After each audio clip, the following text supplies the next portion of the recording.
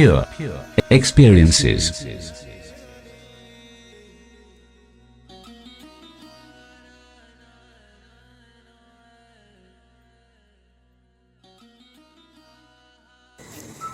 Hello everyone, welcome to yet another session of our meeting of the group Pure Experiences. Today's topic is the experiencer. This topic is not unfamiliar to you because I've already introduced the experiencer many times in our past meetings, and if you have attended the early meetings, then you already know what I'm going to talk about. So in the first meeting on the presence, I've already introduced the four components that we can experience, four parts of the presence: the world, the body, the mind, and the consciousness. So the fourth one is the consciousness, which is also called the experiencer. And then when we took a closer look at the experience and the experiencer, and we saw that they are actually one, but the division is created by the mind, and the mind makes them look as if there are two. There also we studied the experiencer a little bit more, and today we are going to go into the details of the experiencer. The experiencer is a very simple thing. Actually, it is a very simple subject. Still, there is a lot of ignorance about what this is in the minds of people. Usually, they do not pay that much attention to the experiencer part. Most of the people are extroverted, and so they are mostly interested in the world, people, and their own bodies, which they think they are. They identify with the bodies, and sometimes they pay attention to the mind if something goes wrong in the mind, otherwise not. And rarely anybody comes over and asks what is this thing called consciousness is, what is this thing called experiencer is. Only a seeker does that. A seeker wants to know it, and will see that this is the only thing that you will ever need to know. The other things are not that important. The other things are just details. The only thing that is worth knowing is the experiencer. And once you know it, you know everything. It is the one thing knowing which all questions are answered. Why is that? We'll go into the details of that.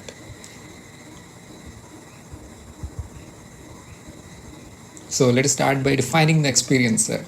When I say experiencer, then what do I actually mean? Because many people have different notions about the experiencer or consciousness, and we need to be on the same page. So I'm going to give you my definition, which may be same as definition that many people in Advait field or non-dual field adopt. So it is the experiencer is the sink of all the experiences.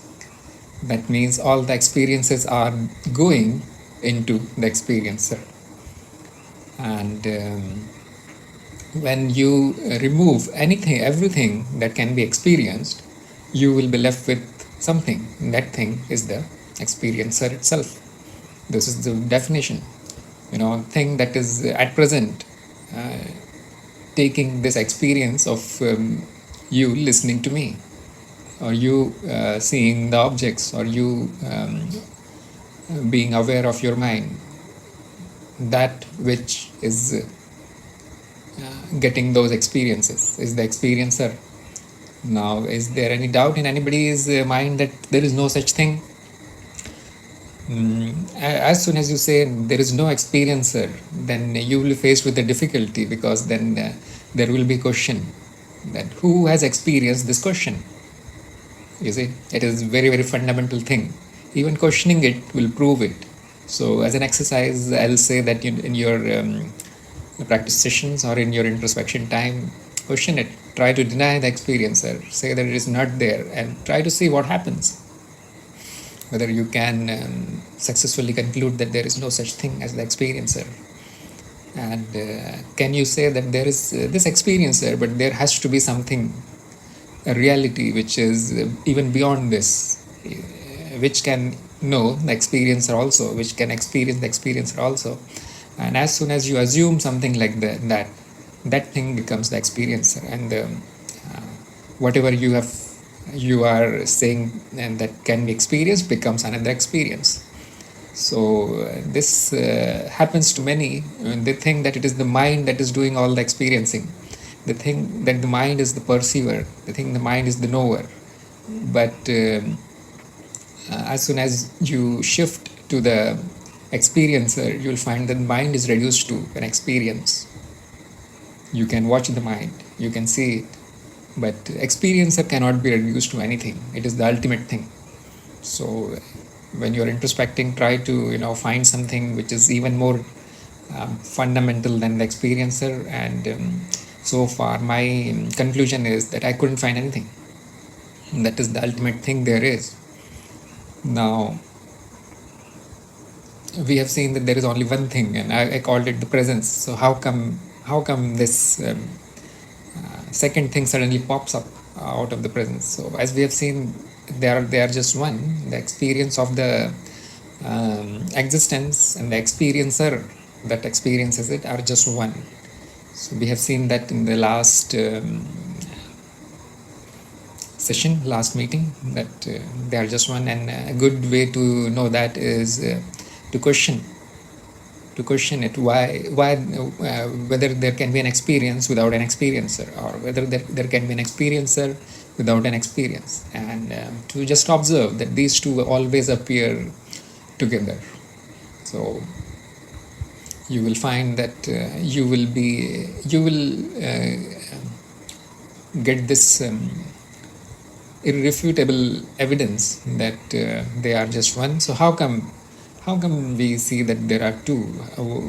What causes the division? And the answer is the mind causes this division.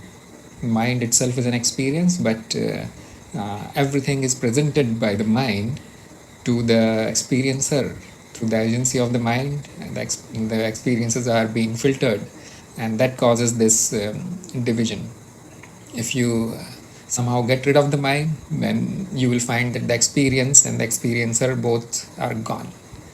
And only the oneness remains. And who knows that the oneness remains? Actually, when the mind is gone, there is nothing there to know anything. So that is an experience that cannot be had. You cannot have an experience of the oneness. Oneness is, whenever there is an experience, there is always two. So that's why we say that the experience and the experiencer are the ultimate truth, according to our criteria of the truth. So you cannot have any other ultimate thing besides these two. So it is when divided by the mind, it is seen as the unchanging part of the presence. Whatever changes, whatever is seen, experienced as a change, becomes the experience. Whatever is seen as unchanging remains as the experiencer. And there is a little bit of language difficulties here, so you'll find this always it is a little bit confusing, but there is one, and that which changes becomes the experience. That which is unchanged, is never changes, becomes the experiencer. Right now, right here, you can see this. Check your experiences, they are all changing, but check the experiencer. There is nothing there which changes actually. It is witness, it witnesses, it allows all the experiences. And if it starts changing, then that would be experienced too, and then it becomes just an experience. And the experiencer will separate itself from what is happening and will remain unchanged again. So very, very strange thing. It cannot change actually. Even if you try to change it, it cannot change, because the change becomes an experience. Why it becomes an experience? If you say no, there is something that can change which cannot be experienced, then it is a fantasy. It is fantasy of the mind. It is an assumption. It is a thought. Because if you want to see a change, it must be experienced. As soon as it is experienced, it becomes falls into the category of the experience rather than the experiencer. And you will you keep thinking like this, introspect like this, and you will find that it is impossible for the experiencer to change. Now this has very, very deep implications. We'll go into them. It looks very simple, but the implications are very, very important and immense, massive implications of this thing called experiencer. I call it a thing because the mind is used to knowing only the things. The mind cannot know the experiencer of the things. So you will find, if you introspect, if you keep silencing your mind and going back to the experiencer again and again, you'll find that it is not a thing. It experiences itself. Actually, it does not experience itself also. It just bees. Its being itself is the experience of itself. So just like the sun, shines all by itself, it does not need the light of something else to see itself. Same thing, metaphor. The experiencer knows itself by just being itself. And you can see this while you are introspecting, meditating, or silencing your mind, being aware, or being the conscious witness. If you can do this, you will find this. And the experiencer cannot be experienced, but you can be that. So it is not a thing, first thing. And it is not even a quality. For example, by quality I mean colors, sounds, smells, taste. We perceive all the objects in terms of the qualities. We do not see the object, we see only the quality. So if you are seeing an apple or a tomato, what you see is a shape and a color. Then the mind makes an apple or a tomato out of it. You will never see a tomato, you will just see a red shape. You will never know what it is. You can only taste it. It has a taste. You can touch it. It has a texture. You can smell it, whatever. But these are all qualities. But you will never know the object in any other way. That is a very strange thing. So the experiencer has no qualities. You will never know the experiencer as having a quality. It is not a quality. It is not a thought. It is because all the thoughts can be experienced and they fall nicely into the category of the experiences. And who is experiencing all these thoughts and memories and imaginations and feelings and emotions and whatever is going on in the mind, the non-physical stuff? It is again the experiencer who is experiencing it right now, right here. You can see it. And so you cannot say that it is physical because no qualities. And you cannot say that it is non-physical because non-physical is also experienced. So what is it? To our mind, it is invisible. Mind says, oh, there is nothing there. That's what people see, and that's why, this belief that there is nothing except body and world and mind, maybe. So it cannot be established by usual methods of the mind. Perception fails, It is seen as a nothingness. But we know there is something, there is a witness there. It has this property of knowing, being conscious of. So it is not nothingness, but we can call it as emptiness because it is empty of everything. What it is, what it has is only the experiences. I have a question. Okay.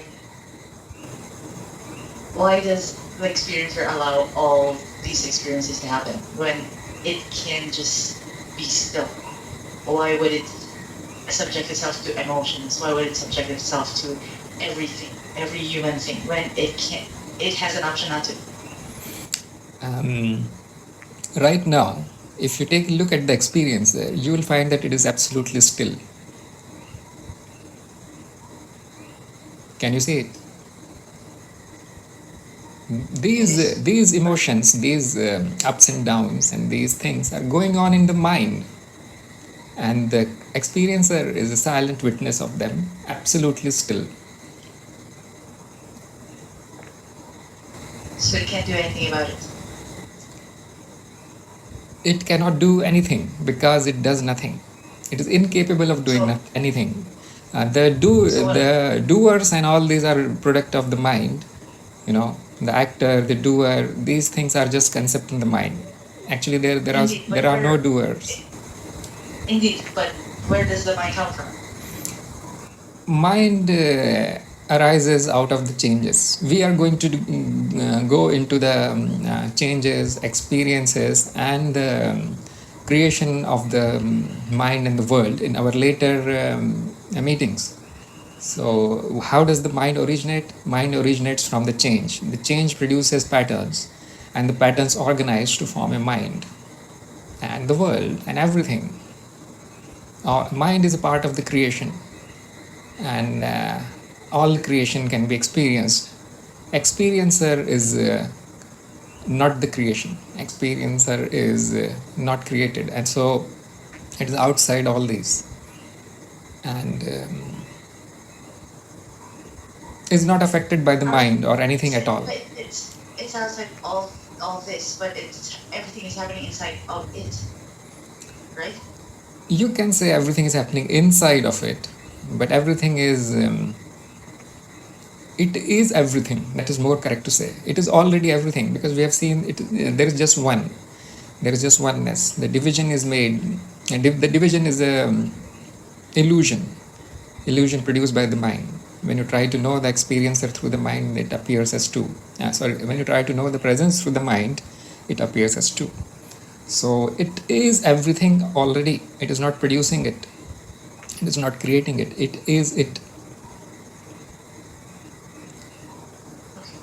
Okay. So very strange thing. And there is a limit to our knowledge. Our knowledge is, we'll go into the what is knowledge and the details of the knowledge, but for now our knowledge is of three kinds: the known, the unknown, and the unknowable. Traditionally, it is classified into three kinds. So gyat, agyat, and aggeya. So the business of the experiencer is totally unknowable for the mind. Let us keep this in mind. We may get some knowledge using introspection and all that, but the mind will miserably fail when it tries to know it using its usual tricks. Yeah, you're saying something?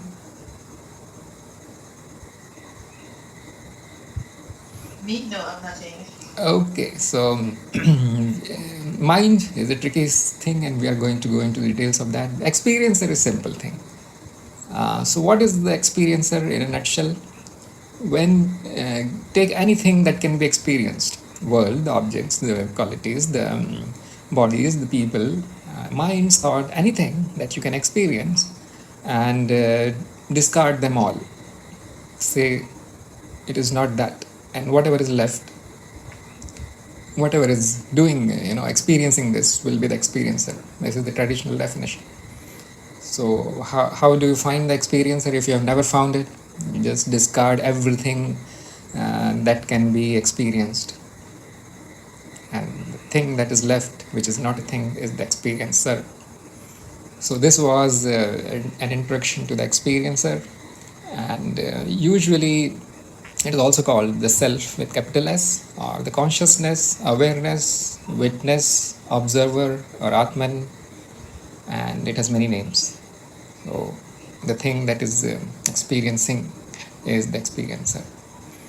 So this was a brief introduction. You can meet it, you can be it, you can also call it I, but the I is inside the experiencer. The I or me is a happening inside the experiencer. It is not equal to the experiencer.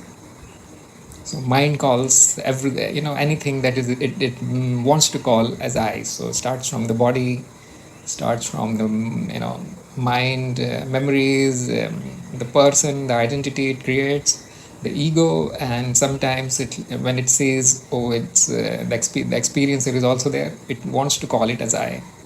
But you will find that I am not the experiencer. The I is in the experiencer. The I is an experience. It is, it is a made up term. By the mind makes it up, likes to call everything as I. So experiencer is just is. It is not I.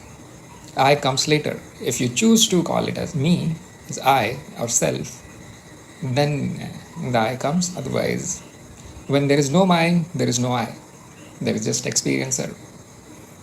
You can find it when you are deeply absorbed in samadhi. You'll find this thing that there is no I there. There is nobody saying I am the experiencer. The I comes when the mind comes. So, what does it mean when I say I am the self, I am consciousness? It means that mind is, trying to identify with the experiencer. The experiencer just is. It is not I. So it's So, kind of like the mind being put to good use. put to some. Put to good use. Yes. So, but practically, we do say that I am the experiencer. I am identical to the experiencer because the experiencer is the closest thing to itself, obviously. So, and the mind, tries to grasp this by saying, I am the experiencer. It tries to equate itself. That the thought arrives in the mind that I am the experiencer when the experiencer shines through the mind. It is a happening. I is not an entity that is the experiencer. No, experiencer is not an entity actually. It is an aspect of the presence, mostly unknowable. You can be it, which we are. We all are actually. Just like everything else is, a rock, a mountain, an animal, water, and even the empty space can say, if they had mind, they would say the same thing. I am the consciousness. But since they don't have mind, they don't have bodies, they cannot say it. We humans can say it. We can express it like this. But you will find that the identity is happening in the experiencer. It is an experience, not an experience, not the experiencer. So can be confusing.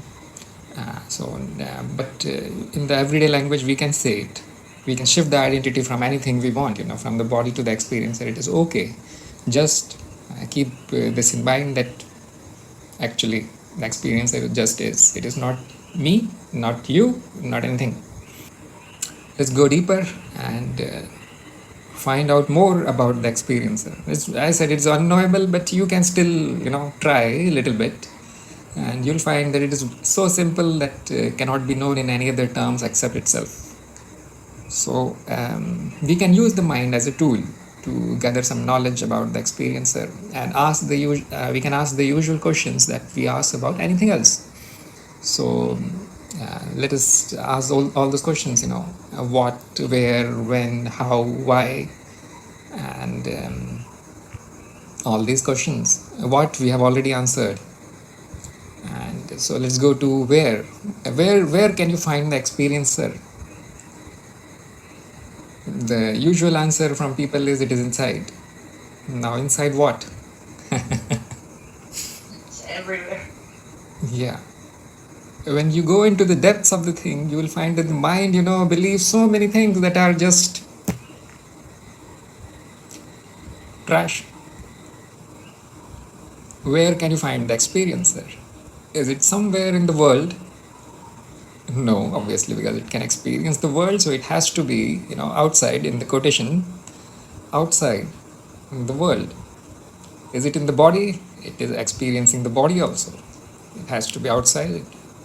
Is it in the mind? It is experiencing that also. So, it has to be outside.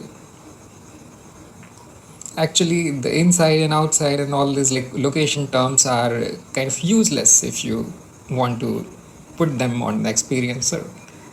It is not anywhere, and yet it is everywhere, because you have never experienced any location where the experiencer was not there. It is not possible. So let us assume a location X where there is no experiencer. Now how would you know X? Simply by experiencing it. When you are experiencing it, the experiencer is there. Try to do this. You don't have to do it million times, just 2 or 3 times, and you can conclude very easily that there is no location where it is not there. Yet it is not at any location. So the mind is silenced by these questions. It cannot apply these usual concepts of space and direction to the experiencer, and it is silenced. So at most you can say the experiencer has no location. It is non-local. The locations are in the experiencer, if you want to use the language to state a relation between locations and the experiencer, you can easily conclude that all the locations are in the experiencer. Experiencer is not in any location. It is everywhere, but it is actually nowhere. Objects have locations. Now, when did it start? We applied the concept of space and failed. Now let's try to apply the concept of time to the experiencer and try and see what happens. When did it start? When was it created? When is it going to end? So when you try to find a start, the mind may want to go to your earliest childhood and may try to find it. But I'll leave you with all these kind of exercises. You can you can do that in your spare time. And if it wants to find an end, it may imagine the death of the body as its end, because that's what everybody believes. So why not? It ends with the body. But I'll just give you a shortcut to the answer. We just saw that it cannot change. It is impossible that the experiencer can change. It is actually empty. What can change in the emptiness? Emptiness can only become more empty, or can it become less empty? It is impossible, you see. So anything that cannot change, cannot start, cannot end. This is a shortcut answer, shortcut way to arrive at the answer that the experiencer never started. And so right, and the body is an experience as well, so is the mind. So it can't be the start of the body and the end of the body. It's just an experience. Yes, you will find that the experiences also always have a start and always have an end. Particular kinds of experiences. So, but even then you will never find a start of the experience also. A particular kind of experience you can demarcate, and draw an imaginary line that here one of this experience started, but and here it ends. But no. So the end of an experience cannot be the end of the experiencer. It is impossible. So you can say that the experiencer is eternal. It is beyond time. It is not in time. The time is in the experiencer. Changes happen as experienced by the experiencer. It does not change. It does not even start. It does not end. And it just is. Again, I'll say that using the usual concepts of the mind will it will find it very, very difficult to apply this, and the concepts that it applies on the experiences, it will fail very, very badly when it tries to apply them to the experiencer. Experiencer is beyond everything that the mind can grasp. It is so. That's why a person who realizes the experiencer and becomes it is called Buddha. Buddha means beyond mind. Do not try to use mind to know it, but we can try to question our beliefs using the mind, and you will find that all the beliefs that you had will fall flat on their face. So another question is, that's what we do in introspection. We do not know anything new actually. Everything that is worth knowing is here and now. The only thing we do in introspection is we remove the ignorance. That means the assumptions or beliefs that we have accumulated because of our conditioning. Our conditioning means mind's conditioning. We remove them, and when we remove all this dust, we are left with the shining knowledge of the experiencer, which is all there is. Now another question is, how come the experiencer is conscious? What processes are running in the experiencer that is making it conscious? What is generating the consciousness? How can it even experience anything outside it? Now you will find that all these questions have an assumption on their base. All these questions are arising from the ignorance, and the ignorance is that the experiencer is an object which is generating things. Only the objects and minds can give rise to something, can cause something. Experiencer cannot cause anything. How is it conscious? It is consciousness. There is nothing there which is producing the consciousness, because as soon as there is something which is producing it, you can see it, you can experience it, and then it falls into the category of the experience again. It just is. So shortcut answer to all these questions is, these concepts do not apply to the experiencer. You can apply, the cause and effect things to the experience, not to the experiencer. The experiencer is uncaused. It has no cause. Swayambhu, another name for Shiv. So how can it experience? Again, there is no process that is happening. It is just one. So it is just being the experience. It is not experiencing anything through a process. Try to go into the details of it, try to find the mechanisms of the experience. How are you experiencing? Because you are the experiencer, you can say, and you should be able to find a mechanism. Like you are seeing the objects through the eyes, through the brain, through the mind. But how is the witnessing happening? Through what? Is there anything? There is nothing actually. So it is just being the experience instead of interacting with something out there through a process. These are all assumptions. You will never find something like that. And the question is, how many of the experiencers are there? How many consciousnesses or observers are there? A common belief is, as many people or creatures there must be equal number of experiencers. I have one, you have one, your neighbor has one, your relatives have one each. Why? Because whenever you ask somebody who can speak, any creature who can express, they will say, oh, I can experience, and you can conclude. When you ask somebody, are you aware, are you conscious, and they will say, yes, I am. What the mind does is puts this, relates this answer to an imaginary experiencer that is inside that person. Now, can we find that imaginary experiencer inside anybody? Has anybody found it? Why do people believe it actually? This is what I mean when I call that most of the people are under the spell of ignorance. They simply believe whatever is, whatever they have been told. They never question it. Actually, I also never questioned it unless my teachers forced me to question it. So, because our last meeting was about teachers, and I was, telling you why the teacher is, most important thing that will happen in your life. This is why. It has to be told. The questions, somebody needs to tell you to question it and find the answer. Otherwise, the mind is happy in its ignorance. It is, engaged, totally submerged in this Maya or illusion. It does not question actually. The ignorance is so deep that it's, there is no possibility of questioning it. Only a guru will bring you out of this darkness.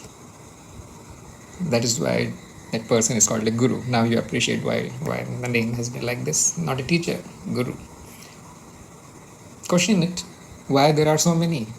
Why do people believe that there are, infinite number of consciousnesses? So even if you say, okay, there is one, by using an instrument you can find one more experiencer. You need to find only one more instance to prove it. So let us say you invented an instrument and you found another consciousness out there. How is it going to look like? Now imagine it is going to look like anything, any fancy shape or any kind of quality or experience you imagine. But now you have reduced the consciousness into an experience, and it is no more an experiencer. So you will find, go and do this to everything, that every consciousness that you can find, and you will find that it is no longer an experiencer now. It has become an experience as soon as you can find it. And the shortcut answer again is, you can do all these mental experiments or even real experiments. Go and do it, and you will arrive at the same thing. And the shortcut answer is there can be only one experiencer, because there is oneness, and that oneness is nothing but an experiencer. So coming from that foundation of oneness and direct observation, we can very easily say there is only one. Why do people, people are expressions of the experiencer, and so they will say that, okay, I am also the experiencer, but this is happening inside the experiencer. This event is happening inside the consciousness. It is just like sky. When you look at the sky, everybody is going to say, "Oh, I see a sky," but that does not mean everybody is seeing a different sky. They are seeing the same sky. Same thing about the experiencer. We all are expressions of the experiencer or the consciousness, and we have this ability to say that I am it, and that does not mean that we each are pointing to a different consciousness. So just like in a sea, every drop can say that I am a drop and I am a part of the sea. That does not make a trillion number of seas. The sea is only one. Again, metaphor. So you can approach this problem of oneself from many angles, and you will find that it is impossible for there to be multiple number of consciousnesses. It will be only one. Again, this is something beyond mind. You see, mind cannot grasp this. So just accept it, because you cannot prove the opposite. Impossible to prove the opposite. In my blog, I have given many experiments how to arrive at this.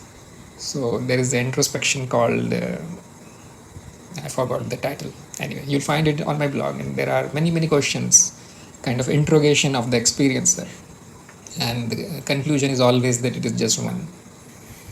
So another question people ask is it an illusion? Mind can produce spectacular things. Mind is producing this whole universe, this whole world, and this whole life, which is an illusion. Why can't it produce the experiencer or the consciousness also as an illusion?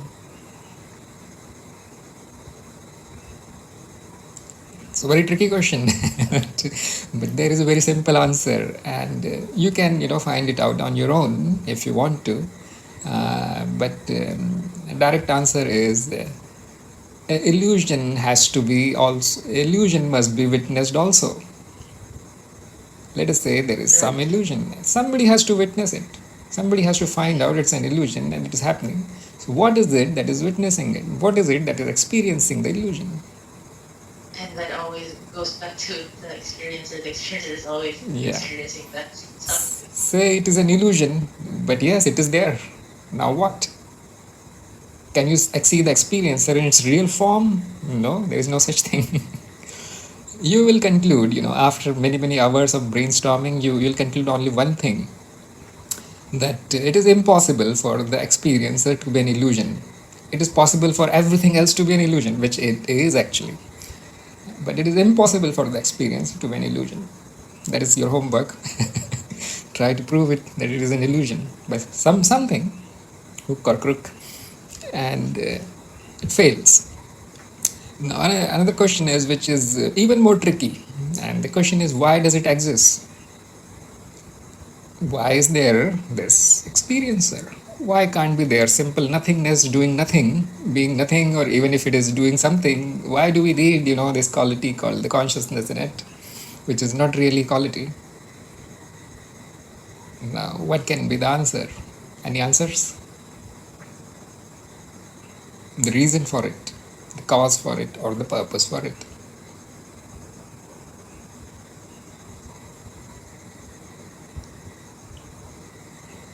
I guess that was my question on top of this meetup. Why is it doing everything? Why is it... Oh yeah. Why does it exist? Why not simply disappear? Wouldn't that be much better? That'd be an ideal emptiness. But it's already empty, right? Empty? It's not doing anything, it's just witnessing. Why is it witnessing even? Then why? Why is it making this play? Then why? Yeah. So again, you will find no certain answers here. It just is. The question why comes out of mind's ignorance to find a reason, find a cause to everything, because it finds a cause to everything in the world, isn't it? It even finds a cause to all the non-physical things. What was the point of the question?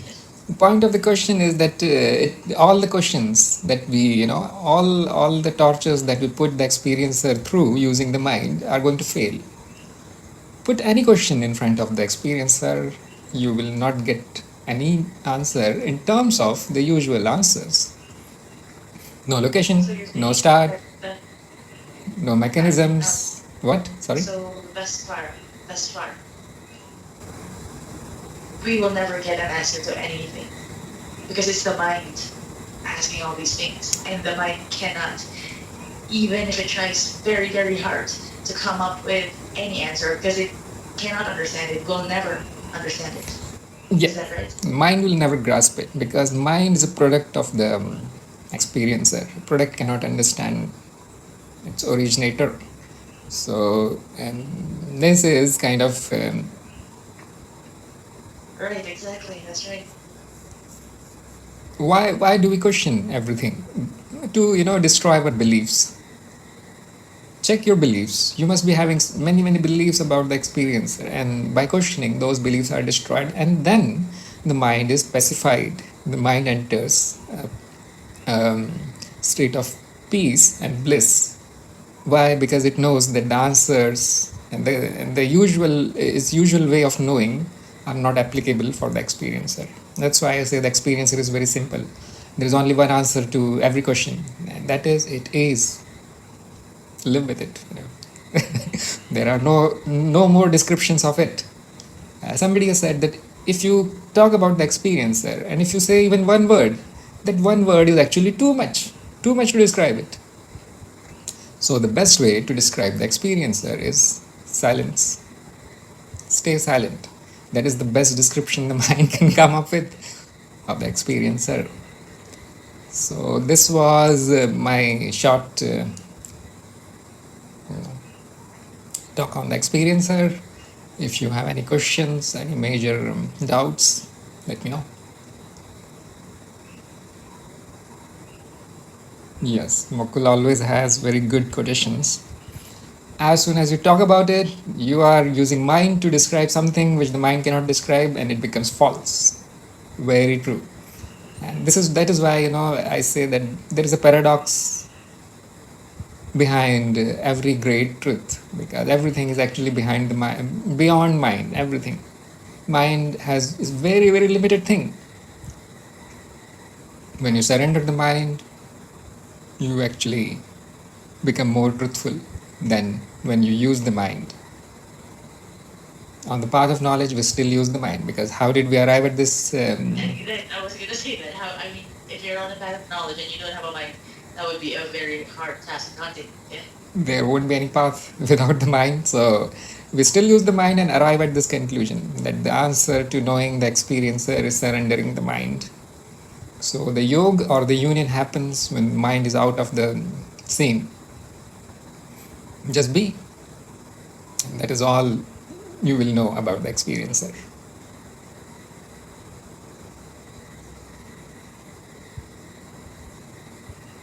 Now, why did I say that?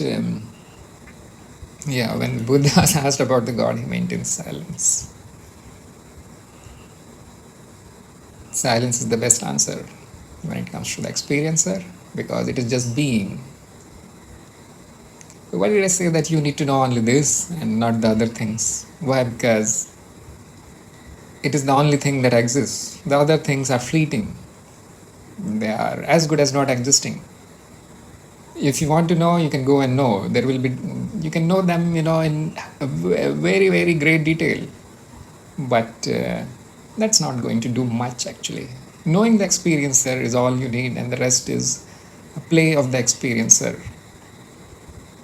Everything else is illusion. If you define all that is changing as unreal, then the only thing that is unchanging is the experiencer or the Atman, and that is the only thing that one must know. And we have seen that it's very easy to know it because there is nothing much to know about it. So it is the one thing knowing which everything else is known. Everything else is just a play of this. Everything is happening in the experiencer, and it is identical to the experiencer.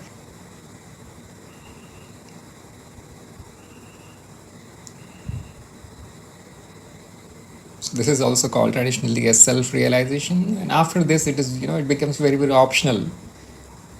to know anything else. A seeker goes on and on and on knowing because that is the nature of the seeker. That is the path. But some people will stop here and they will say, that is all I wanted to know. The mind has been silenced, the mind is now peaceful, because everything is coming and going, almost uh, unreal. Then why should I worry? The happiness comes and goes, the suffering comes and goes. It is just mind, states of the mind. The worlds come and go, the objects come and go, people come and go. Why is it worth knowing? What is that? Why not just observe and enjoy? That is what people do. We call them as realized people. So you can stop here, actually. This is the whole thing. Whole spiritual knowledge is this much. No need to know anything else. And yet we don't stop here. We don't, because that is our nature. It is okay to stop and it is okay to continue. It is our path. Again, the path, it comes up again and again, and I again and again, emphasize that one must have a goal. One means the mind. The experiencer has no goals, and goal will it doesn't need goal. Or you can say all goals are already there in the experiencer. It is pursuing all the goals, then infinite number of them through, and it's skill creation. So one must decide what, depending on their nature, depending on their conditioning, depending on their ignorance. One must decide the goal, and the goal will decide a path of your liking, the path of your heart, whatever your heart says, and then we continue the experience while fully knowing that just being the experiencer is good enough. It is whole and complete. We are already whole and complete.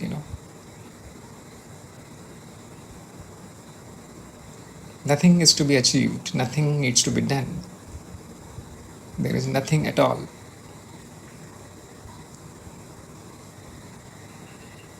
This is also the liberation. But the mind, continues because of its accumulated ignorance. It won't stop right here, right now. Just like when a fan is rotating at full speed and you turn the switch off, it won't stop. It will go on and on and on for a while, and then it halts. So you are listening to these words. If you realize the self, it is like switching off the fan. And as soon as your accumulated knowledge, accumulated ignorance, accumulated karmic stuff is burnt out, is exhausted, the experience will stop and you become one again. There is no you actually there. There is no you right now also. But the illusion of being two will be gone. That is called liberation, at least according to my understanding. There are stages of liberation.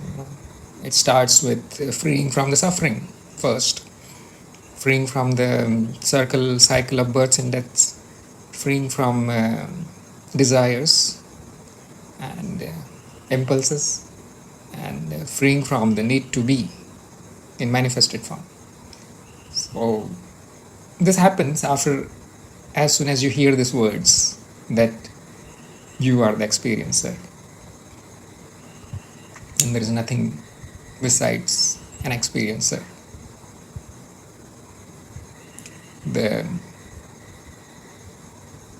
mind, is put on the, what do you call, path of liberation simply by listening to it, listening to these words. So why do they say that once you take human birth, the liberation is guaranteed? Because once you take the human birth, let us say it is your 10,000th birth or something, you will come face to face with this teaching in one of your births. As soon as this seed is implanted in the mind starts dissolving. What do I mean when the mind starts dissolving? The ignorance starts evaporating. It works. Seed works from inside. Hardly anything needs to be done. And that is why it is said that if you are listening to this teaching, your ignorance you are already on the path of liberation. So if you are not already on that path, you won't even come across this kind of teaching. You will never have the self-realization also. As soon as you have it, know that it is the beginning of something big. It may take time, the fan stops quickly for some. For some it goes on and on for many births, but that is not important. Once you know this, nothing will remain important for you. You will withdraw from everything. The mind withdraws from this drama that it thought was serious. Anyway, this was the today's talk on the experiencer, and we will continue exploring the other things that are there. They are not this profound, but they are very interesting. So in the next meeting, not next meeting, I don't know what will be it, but the one after the next, we'll talk about the experience and its characteristics that is graspable by the mind. It is very interesting. So thank you very much for attending today's meeting, and I'll see you soon. Pure experiences. You were listening to Pure Experiences by Tharun Pradhan. For more, please visit pureexperiences.blogspot.in.